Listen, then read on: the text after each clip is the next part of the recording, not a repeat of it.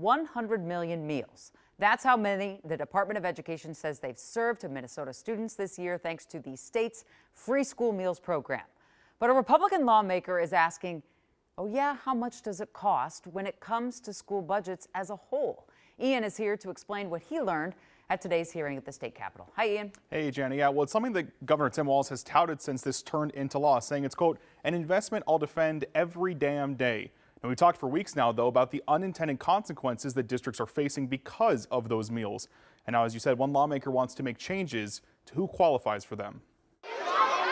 For about a year and a half now, school meals have been a staple for Minnesota students. Free and available to all, it was a major shift in how students are fed across our state. Representative Myers, you're up. But inside the state capitol Tuesday, Thank you, members. there was a push to change that. What I tried to do here is bring a pragmatic approach to school meals while also trying to bring that balance and focus on funding our schools. State Representative Andrew Myers will tell you he's not against feeding kids. Far from it. Trying to be a good dad to do what I can to support educational outcomes for my kids as well as everybody else's kids that go to these schools. But he says constituents, from teachers to superintendents to parents, have concerns over budget cuts they're having to face. What's that mean? That means less teachers. That means larger classroom sizes, less resources.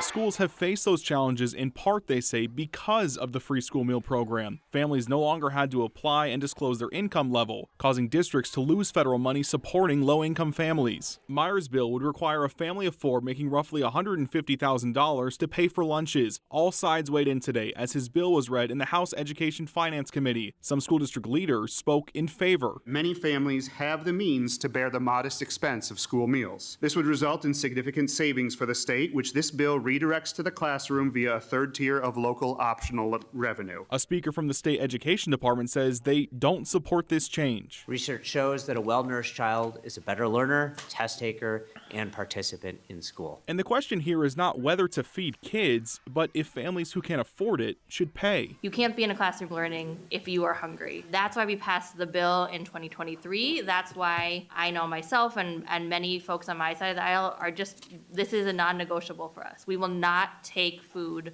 away from kids. We are not taking food away from kids.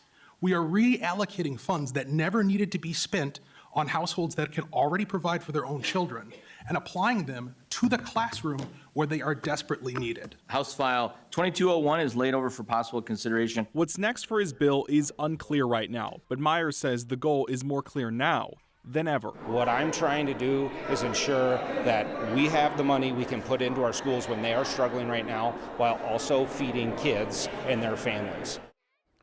Now, Myers told me this afternoon that his bill would still ensure breakfast is free for all. DFL Representative Sidney Jordan, who authored the original free school meals bill, told me today that it's disappointing to see these proposed changes. She says they as legislators can work on ways to make sure schools have the resources they need without changing who qualifies. And other House Democrats say they were presented a, quote, false choice and that they don't need to choose between paying for kids' lunch over their education, Jana.